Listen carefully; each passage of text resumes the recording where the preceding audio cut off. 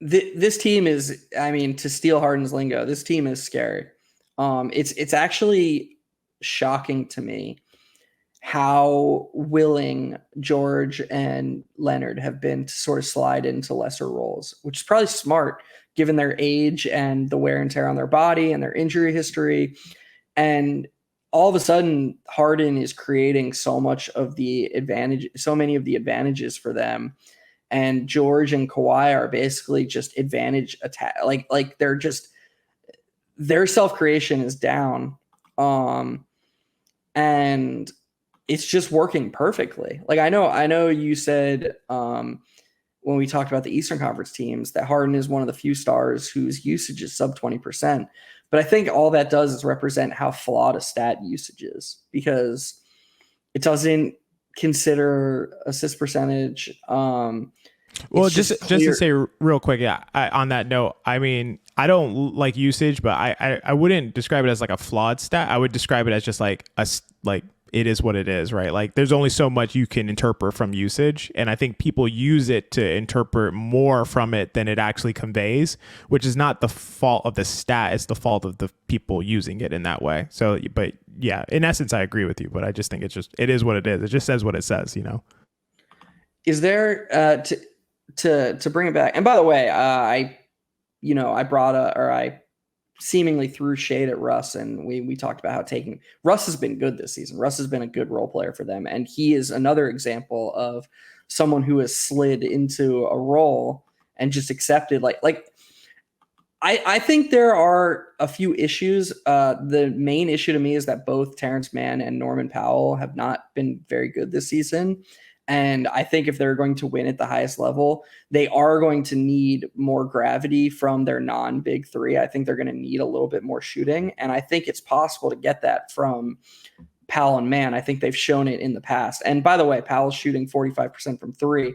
I just mean like his overall impact hasn't been great this season. But maybe with how good George, Leonard, and Harden are, just the shooting is enough. Like if just Powell brings shooting, that'll be enough. But I guess my point is that I do think. Do you think XJ that they have enough, or do you think that they're going to need to make a trade and bring in a little bit more shooting to get to the top? I think they have enough. I don't think they need to make a trade. I think I could imagine them making a deal for a wing type that can shoot really pretty well, maybe a two guard wing type that can shoot, but I don't really think they need it. Like I think they have enough if these guys stay healthy, and health is always the concern. And I think that's what I brought up when we talked about them before. It's just like, obviously the elephant in the room is like contingent on them staying healthy. They'll be a championship contender. To me right now, they're the championship favorite. And I think that's without making a move. Like over Boston. Yeah, over Boston. I'm at that stage where I'm moving them forward into the championship favorite status, and that is big because you and I both love Boston, what they do, what they've done there, like their approach. Obviously, I'm incredibly high in their approach, having 5 out, shooting a ton of threes. That is like my dream situation. I just think and it's not just for like health reasons, but like I just think there's a limited reliability with some of their guys. Jaylen Brown, Porzingis can be up and down at times. I don't know if I like trust those guys. I think if these guys are healthy, Harden, Paul George, and Leonard, they're just going to be what they are, and they work together so flawlessly. Like it's the kind of synergy that I think we don't often think about a ton, because at least for me, I think when I think about synergy, I think of like, an offensive play, like a high level guard and a high level defensive center or something like that, or a pick and roll partners, or, guys who create off the dribble and guys who can spot up really well, like those kinds of synergistic dynamics. For me, it's just like the fact that Harden can, and you mentioned it, he creates such an advantage that Paul George and Kawhi Leonard, like attacking an advantage is crazy. Like it makes those guys like unstoppable. What can you do with them? They both can create for themselves like very well at an extremely high level. Now, if they're getting the ball, attacking a defense that is out of sorts already, they're not stoppable. Those guys are not stoppable. And the only thing I would say is that I don't know that I believe Kawhi Leonard's 44% shooting from three. I don't know that I'm buying that. I will say he shot 41% last year and 40% the year before. So I do think he is like an incredible 3-point shooter, underrated 3-point shooter. In fact, he shot 44% from three one of the years in San Antonio. So I do think he's an incredible 3-point shooter. I don't think that that's not real. Also has always been near 90% from the free throw line for the last like 7 years. So I think the shooting's real. I just don't know if he's at that level, but it could just be because, more of his threes are coming off the catch, and you probably have the numbers in front of you. I don't know what the percentage is, but then also just the fact that this is George, right? No, I'm talking about Kawhi. Oh, okay. Sorry.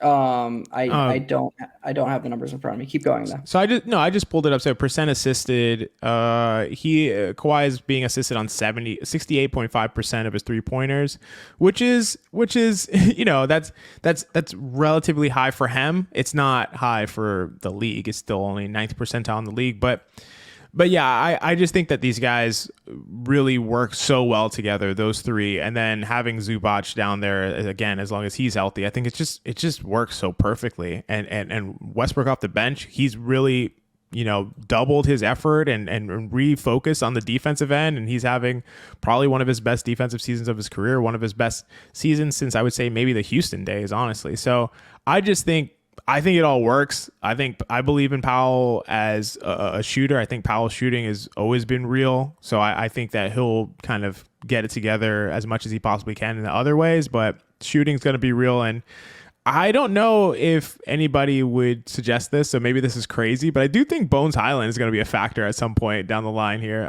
He started off the season horribly, and then wait. What do you mean? What are we talking about here? Like a factor how? Like he's gonna give a motivational speech before a game or something? I think he'll be a factor in terms of playing spot minutes in the playoffs and coming through in big moments, hitting shots. I do think so. Is he even in the rotation right now? Well, when he's not healthy, so he came back and played like 10 minutes recently against Boston. He had a DNP coach's decision earlier, but like I think he'll make the rotation, and I think he'll play good minutes in that. I'm going out on a limb here. I'm not saying this is a limb. This is going out on a limb. But what the best part about going out on a limb is that in the playoffs, I can clip this, and then when it happens, it's going to look crazy. It's going to look so prescient. It's going to look insane, and I'm going to include all of this in it. But no, you don't get to do that, because anytime somebody else says something ridiculous and they end up being right, you always say, no, that's not proof that your process was good. It's proof you got lucky. But I do have a process for it. If Bones Highland ends up balling out in the playoffs, I'm not going to think any differently about what you're saying right now. I'm still going to think. Why is Bones Highland bad as a player? As an offensive player, why is Bones Highland bad and like incapable of being like a useful piece in the playoffs? Because he doesn't shoot off the catch. Like he's not super comfortable shooting off the catch. He's much more comfortable shooting off the bounce. And if Bones Highland has the ball enough in his hands to develop a rhythm, your offense isn't going to be good. Like he's that catch-22 of offense heavy player. Like, he's a worse Cam Thomas, basically. There's no worse Cam Thomas. I'm sorry, but yes, there is. It's not Bones Highland. Yes, it is. I disagree with you. I think that Bones Highland has a bad reputation now, and I do think that I think that. So I'm okay. I finally pulled up his stats.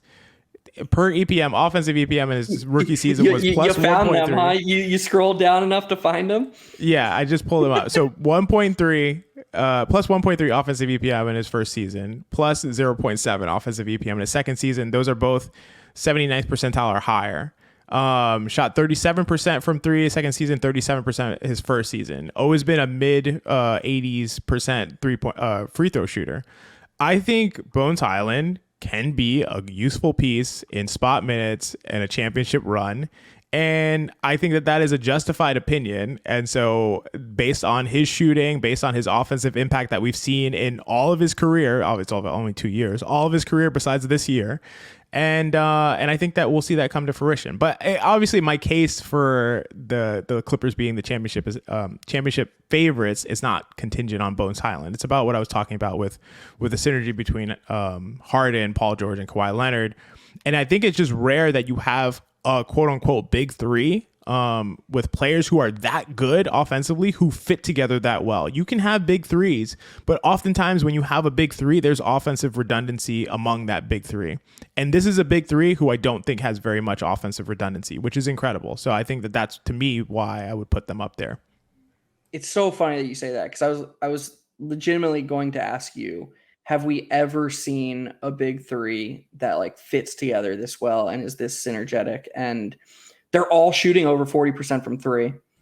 They're all like, I mean, props to James Harden. Dude is defending his ass off this season. He's like, I don't know why.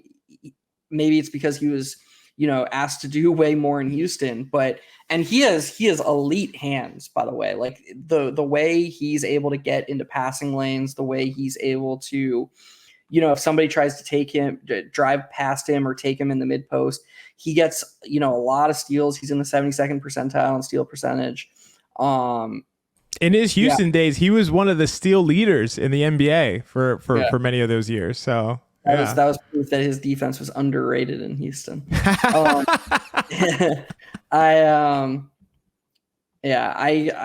shouldn't have been as dismissive, I guess, about Bones Highland.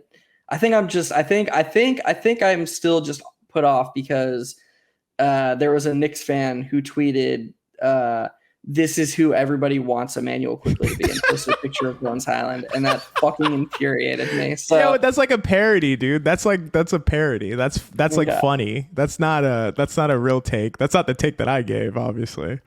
Yeah, you just think he's going to be instrumental to their title run. That's it. You just think. I think he'll play spot minutes are going to be critical. Like there's always a player like that in a title run. There is. I agree. And I think he can be that player, because you said, should they make a deal? Do they need to make a deal to get somebody? And what are you going to get on the trade market, really? Like, what are they going to get on the trade market, really? Like, I imagine that they're going to get a guy who is going to play spot minutes, is going to play like 14 minutes per game, and is going to be able to make an impact in small periods during their playoff run. So I think they already have a guy like that. I think Bones Highland's going to be that guy. That's all I'm saying. So not that they wouldn't win without him, obviously.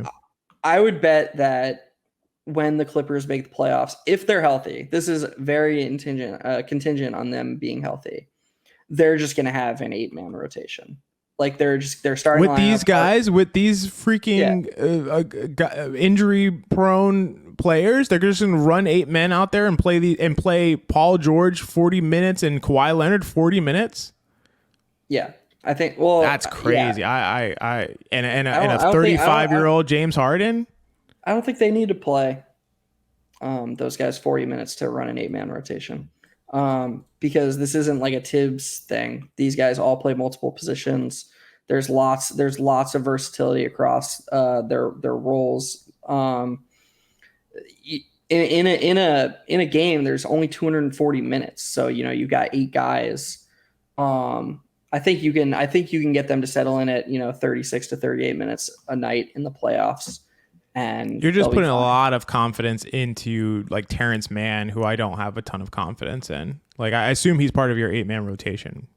Of course. Yeah, I just don't have the confidence in Terrence Mann. Like I've never been the Terrence Mann guy. I don't really get the Terrence Mann hype. Like I don't really understand it. So I think if you're playing Terrence Mann enough minutes that you only need to do an 8-man rotation, I think he's killing you in those minutes, like against playoff rosters. Yeah, I think that can be the difference. That can be the difference between a title. You think Terrence Mann is killing you, but that Bones Highland can help you. I don't know how we. Bones Highland. I'm talking about Bones Highland playing like 10 minutes. You're talking about Terrence Mann playing like 25 minutes. There's a big difference. Yeah, I guess I'm just higher on Mann than you. I don't know.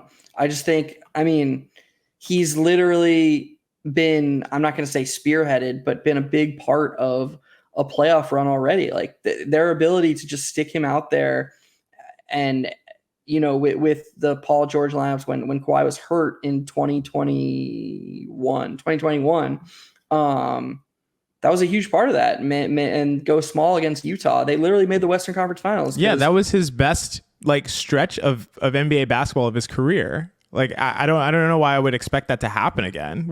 He has not had a full season that's been as good as that playoff run.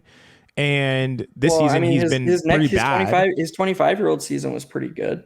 I agree. This season he's been underwhelming. That's one of my concerns about the Clippers is that as good as their big three is and as good as Zubats is, I don't know how much they have outside of that. And if you're telling me that Bones Highland getting spot minutes is part of it, I'm not so sure I'm as if Terrence Mann plays like even as well as he played last year, which wasn't that great on net, like they're clearly the championship favorite in my opinion. Like I'm not even including Terrence Mann in my evaluation as like, and I know you're being funny about it, but I'm not. Bones Highland being a part of the rotation is not like a contingency for their championship.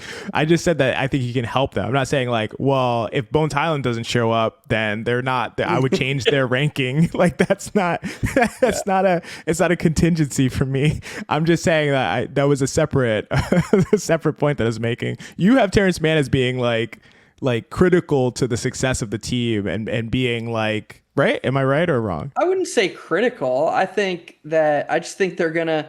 My point was that I think they're going to all play enough minutes that I don't think Bones Highland's going to see the court in a meaningful playoff run. Okay, yeah. I don't think Terrence Mann has to like be even as good as he was in that 2021 playoff run. I just think he has to hold his own defensively and not shoot terribly when he's asked to shoot. He can't shoot 31% from three or else correct. He may be out of the playoff rotation, but that's fair. That's fair.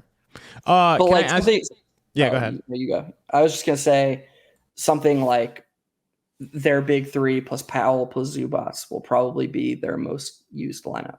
Yeah, I agree. And then you have Russ and you have Mann and you have one of the backups, one of the backup bigs to spare Zubats when they're not going small, whether that's Tice or Plumlee. Mm-hmm. To me, that's their playoff rotation. No, I agree. I think that's fair. But regardless, we have the Clippers with 3 all-stars, which is incredible, who all fit seamlessly together. Again, to recap, Kawhi Leonard, James Harden, and Paul George, we have all in Harden and George as the reserves.